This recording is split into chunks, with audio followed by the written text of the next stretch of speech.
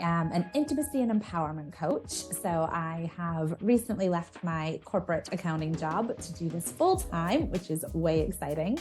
And I like to help women focus on deepening their intimacy with themselves and with others, really own their power and their pleasure, and live a joyful life that they absolutely love. Heck yeah. I also like to normalize our guests. You're a mother, I saw your website, a divorcee, which is such a old Southern terminology. How did you end up in England? It feels like there's a story there. Love. Yes. Yeah. I came to study abroad over here back when I was in college, and then I fell in love with an Englishman. Welcome to the Open Bedroom Podcast. I'm your host, Jennifer Kaylo. Welcome to conversations about open relationships, online dating, and creating relationship dynamics that truly align for you.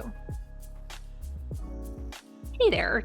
Did you know that I do online coaching? Yes, I do online coaching in the sex and relationship space. Some of the topics that are near and dear to my heart are open relationships. So that includes polyamory, swinging, or what we call the lifestyle. I also love conversations around online dating. We're talking Bumble, Tinder, Field, and more. And then the last thing that's really passionate and close to my heart is conscious uncoupling. That means we get to break up with people with love and respect, with dignity and hope. We get to create a life for our children that gets to be a little bit different. We can do things better than we have in the past. So if any of these topics sound interesting to you and you'd love to get some coaching from me, check out the link in the show notes or the link in my bio for more information. Hey guys, welcome back to another episode. Today I have Lindsey Hall coming all the way from England, and she and I are going to talk about how to rock divorce with kids and stay friendly with your ex. You guys know that conscious uncoupling is a huge topic for me. In fact, that's how Lindsey and I got connected on Instagram. She was like, oh, I like conscious uncoupling too. And so we decided to do a podcast because she has an interesting story. And so I want to bring conversations like this to you guys frequently, where we make it normal and we make it mainstream to continue to be civil and friendly even to your ex. I always say it's the kind of thing where you want to invite them to Thanksgiving dinner. If you want that kind of relationship, you can have it and you can build it. So Lindsey, welcome to the show. Please tell us about you. Hello. Thank you for having me. So yes, my name is Lindsey Hall. Like you said, I am in England, but you can probably tell I am not English. So I am from Wisconsin originally. I've been here for 12 years now. I am an intimacy and empowerment coach. So I have recently left my corporate accounting job to do this full time, which is way exciting. And I like to help women focus on deepening their intimacy with themselves and with others, really own their power and their pleasure, and live a joyful life that they absolutely love. Heck yeah. I also like to normalize our guests. You're a mother, I saw your website, a divorcee, which is such a old Southern terminology. How did you end up in England? It feels like there's a story there. Love. Yes. Yeah. I came to study abroad over here back when I was in college, and then I fell in love with an Englishman.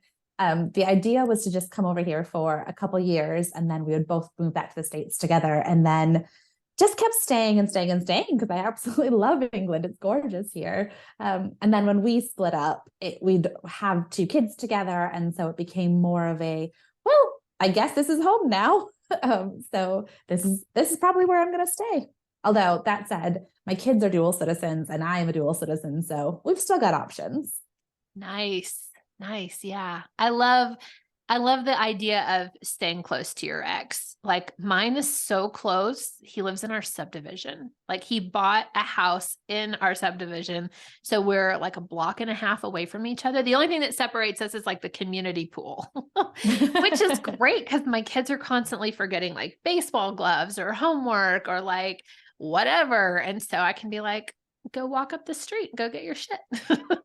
Yes, my ex isn't quite that close, but it's less than half a mile. It's definitely walking distance. And my kids are too little to walk there on their own now, But I absolutely look forward to the day when I can be like, Get go on get your it and come bike. back. I expect you to be back in, 30 minutes. When he Exactly. first bought the house there, I was like, oh, you're so close. Why are you in my space? And then very quickly I came around to, oh, actually, this is really helpful. Thank you.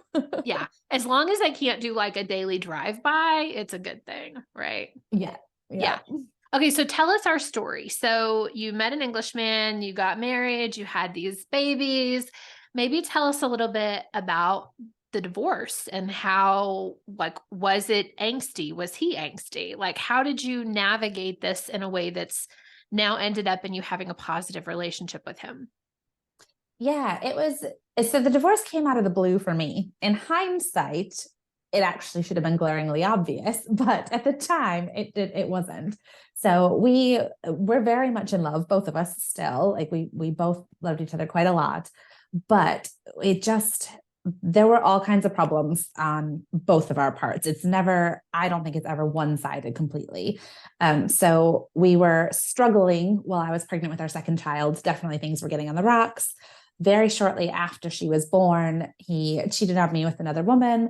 And we played for a while of like, but are we going to stay together? Like, that was a mistake and I actually want to be with you, but actually I can't be with you. And it was very much a time of angst. And I remember being so upset about it. And he was like, you've never showed me this big of intense feelings about me before. Like, how have you not shown me this? I was like, this is how I've always felt about you. How did you not know?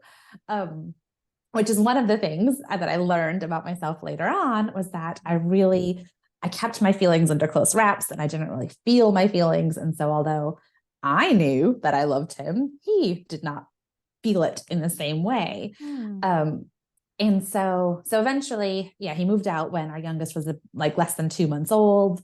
That was about 2 months before lockdown hit. So, and I know lockdown in the States was quite different than it was here. We had on and off for about 1.5 years, like proper lockdowns. So in those first few months, there was nobody else I could see other than the man I was divorcing, who kept coming over to see his kids every day. And it was tough. And all my family is back in the States. And there was a long time of trying to figure out if this was really going to happen or not, because words and actions didn't always match up in terms of, like, he was saying quite early on, this is it, we're done, we're finished, I want a divorce. And then also being like, but you're still my person, but like, this is a short-term thing. I want to be with you long-term. And then me not accepting that it was over. So I think when people talk about divorce, they think it's like a thing that happens suddenly, whereas it was probably 10 or 11 months before I even really got to grips with, this is what's happening, despite the fact that he hadn't lived there for that whole time. And I was very much like single parenting and had the girls most of the time.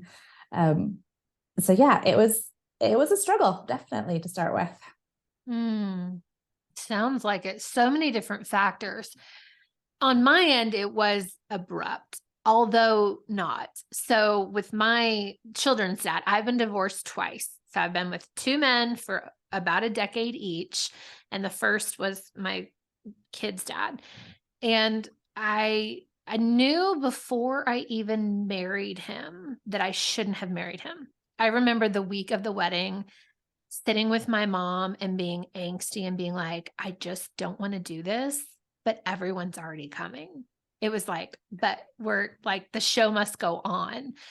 And we'd been living together for, I don't know, several years. And I left him, I want to say 3 different times. I left him in college once when we were together, and I knew something was off. And we just kept being pulled back together. And then I left 1 or 2 other times as my kids were getting older. And then the last time was it for me. And so interestingly, yeah, I mean, I guess it was drawn out. It didn't feel like it, because it was kind of like I would leave and then like totally move out and have this drastic move. And then we would like magnetize back into each other. And I'd be like, like that, like, I'm going to change. I'm going to be different. It's going to be different this time. We should have a baby. That's going to fix everything. And then the church would come in, oh yeah, Jesus hates divorce. And so I just kept recommitting and trying to make it work. And then finally I woke up one day and I was just like, I'm so fucking done. I'm never doing this. Like, I am just over it. And at that point I was 29. So I was walking into my 30s and going, I'm going to step over this threshold and I'm never looking back. And that was it for me. So yeah, I think the long drawn out process, while it's hard, it also gives us an opportunity to like reflect and be really sure and try all the things. Because I think there's nothing worse than making that big of a decision and then looking back in retrospect and being like, God, I really regret that I didn't give it my all. While I think most women do really try to give it their all, and then you just have to make a decision at some point. Yes, absolutely. I agree with that. And that's what I felt like. At the start, it felt like he had made the decision and I had no say in it. And I was like, but we haven't had a chance to give it our all. We haven't done everything we could. And I felt very much like, we need to give this a try. Mm-hmm. And then as the months went on, and I kept thinking that of like, but I haven't had a say. And then actually it switched to, wait a second. If he turned around now and said, let's give this a try, is that actually what I want?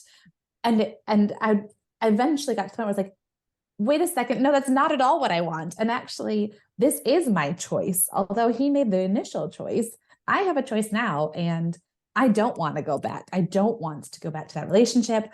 Yeah. I hadn't realized how broken it was, but now that I have a more clear picture, that's not what I want to go back into. And that process and that time gave me the opportunity to get really clear on what I wanted, and it wasn't that anymore. Yeah. So how have you managed to stay friendly with him? I use the mantra over and over and over of, we are friendly, not friends. And I've used that from the beginning because it was really hard to draw the line between our old relationship and our new relationship.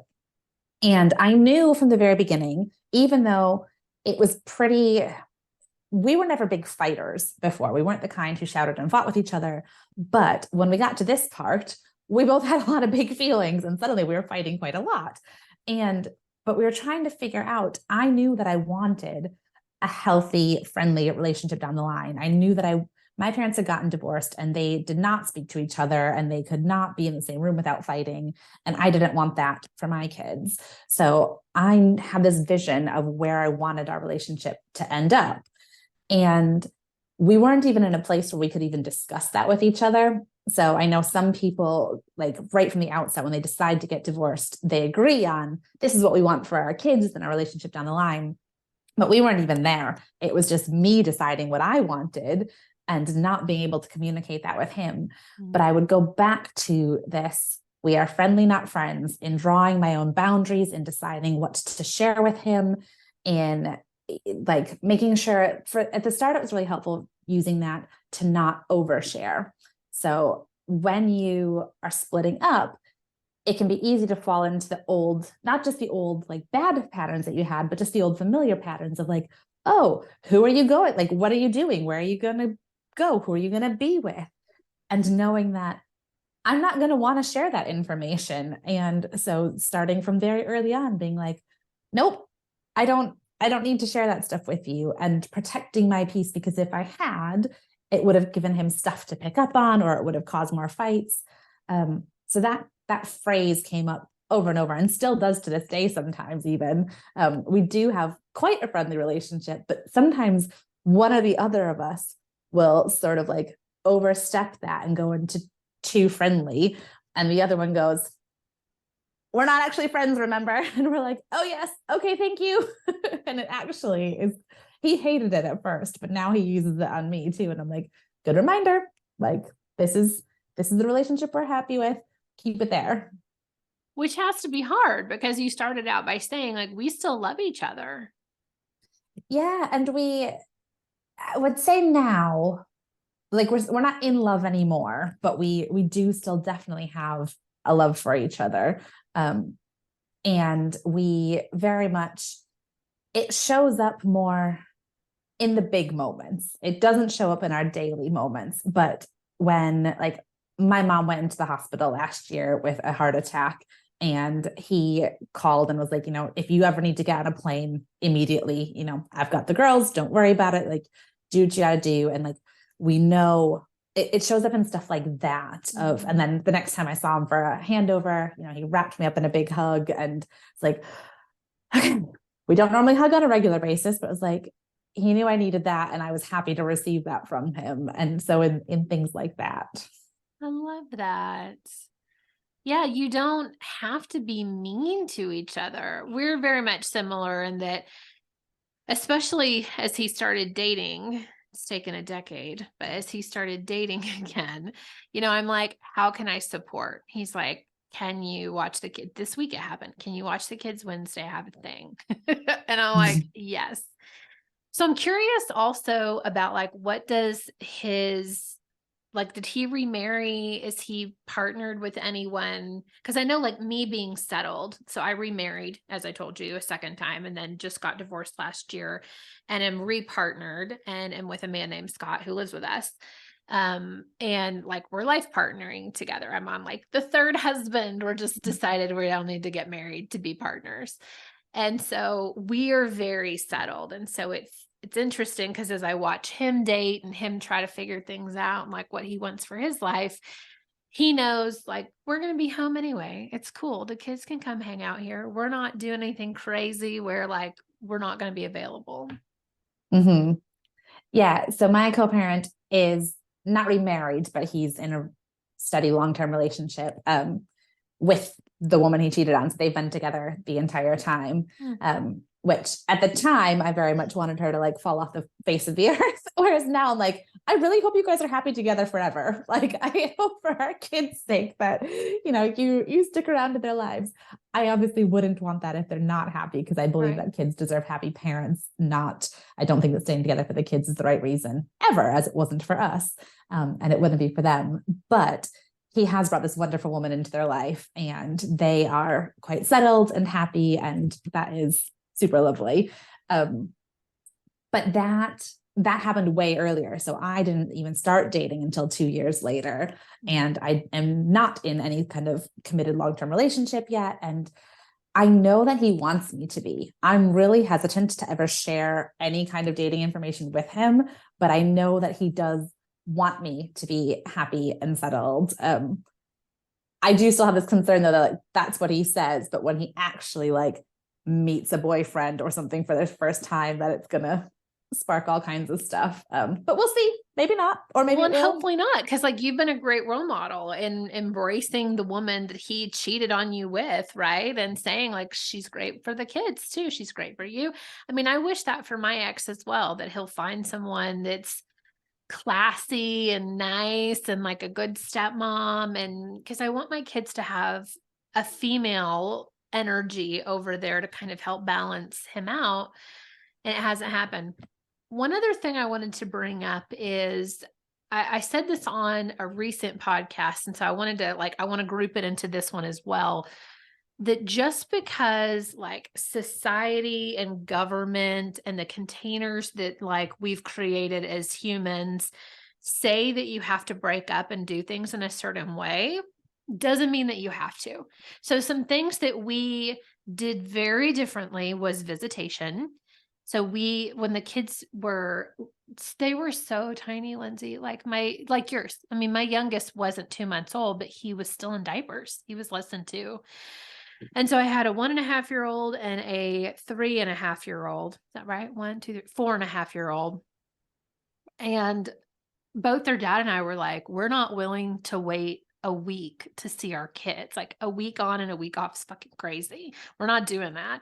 And so we came up with this like every 2-day structure. So 2 days on, 2 days off, every other weekend. We've done it for over a decade.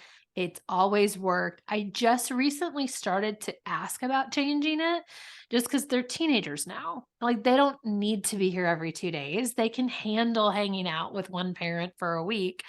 And I was trying to provide a little bit more structure now that they're older. And so I went to their dad and asked, like, how would you feel about doing? And he was like, nope, I still want to see them every 2 days. I'm like, great. That was one thing that we did differently. The other thing that we did drastically differently is like with the lawyers. So we shared an attorney I know you can't technically share. So it was his attorney. I paid half. We wrote out exactly the way we wanted to do things. And we didn't listen to what society told us that we had to do. We kind of just made our own rules. And so in doing that, I got what I wanted. He got what he wanted. And we were so fair with each other. So our rule was what you came into the marriage with, you came out with. If that was debt, if that was, you got an inheritance from grandpa that died, like whatever that was, a business. So both of us created businesses during our marriage. And what's interesting is during my first marriage, I could have asked for alimony. So he made slightly more than me, I believe. And I didn't, because I'm like, I'm not fucking, like, I can make my own money. I don't need some dude to pay me alimony. In the second marriage, I made way more money, and he could have asked for alimony from me, and it would have been devastating financially, and he didn't. So like, I was like, whew, karma. Okay, great. Now we're neutral. Like I wasn't a bitch. He wasn't a dick. It was great. And now my karma is neutral. So these are just some things that I wanted to drop into today's conversation, because if you're thinking about leaving or you're in the middle of a breakup, don't look everywhere else to decide what to do. Like really look in your heart and figure out, what do I want? And what's best for my kids? What's best for my family? Envision the outcome that you want. For me, the outcome was one day he's going to sit at my Thanksgiving table with my family, and it's going to be okay. And it's been that way. The last few years, we just invite him over and he does Thanksgiving with us, and it's not a big deal. So I'll stop here so you can add all your stuff to that. No, that was fantastic. And I am so glad you said all that. We did pretty much all the same stuff. And yes, ignored like what the movies say you should do and what friends and family said you should do. And like, screw him over. He cheated on you. He's a bastard. Like, screw him over. I'm like, no, that's not how we want to do things. So yeah, we did our own schedule, and it's shifted many times over the past couple of years, depending on, as our own individual circumstances changed and as our kids have gotten older. We've now been on this schedule for about 10 months now that we're on now, where it's essentially 2-2-5-5-ish. So like we go 2 days on, 2 days off, and then our weekends switch, where we've got a full weekend on, a full weekend off, and 2 split weekends. And when I tell people that, they're often like, oh, that instantly sounds complicated. Yeah. And I'm like, well, it actually isn't. Like once you get into the flow of it and you put it in your calendar, it's fine. And it works really well for us. Like we both feel like we've got enough balance between our social time. Cause like one of our first iterations meant that all of my alone time was like a Monday and Tuesday, and I had basically no weekend time free. And then I felt resentful because I was like, well, I'm the one who wants to go out there dating and in the world, and I have no real time to do that. Whereas like you're settled, and yet you guys are having the weekend time. So that was, it didn't really sit well with us. Whereas now it's like, oh, we've got a good balance of weekday and weekend time, but just playing around with whatever worked for us. We've never had any professional help in dictating our visitation schedule. Similarly, I think the divorce process in England is slightly different than in the States, but the only thing that we used a divorce lawyer for was the drawing up the paperwork for the financial settlement. But we had already agreed between us exactly what we were doing. And yeah, it was very much just a what felt fair and what felt reasonable to both of us. And then there was another thing I was going to say at the end of yours. Oh, in terms of the, like you said, this man's going to sit at my Thanksgiving table at one point. A huge thing for me as well was always looking at what does that future version of our lives look like? And can I do that now, even if I'm not ready yet?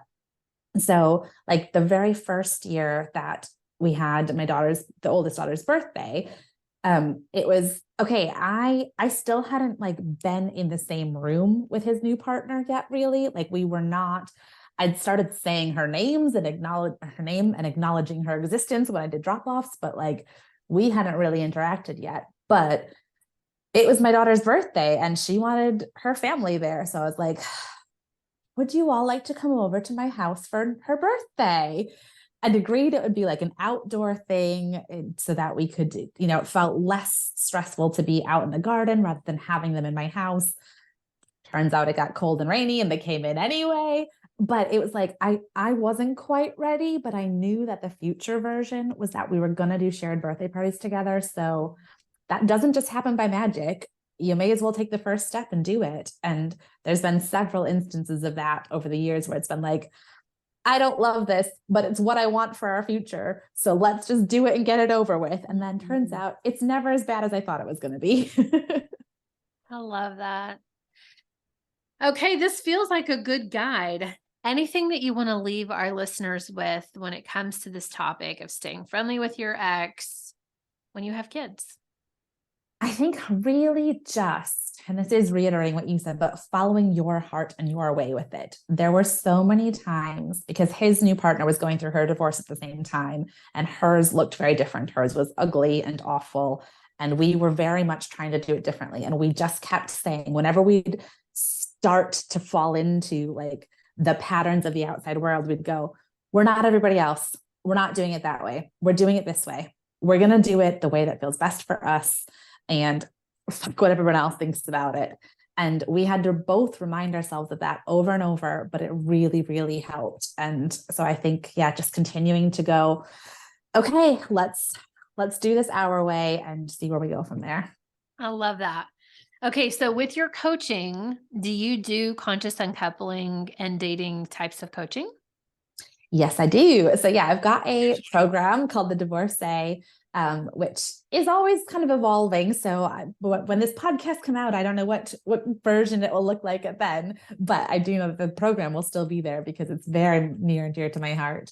And I also do one-to-one coaching and feel like the one-to-one coaching, like the sooner that you actually start to work with a coach on it, the better, in terms of it doesn't need to be like, oh, we are in the middle of breakups and now I can hire a divorce coach.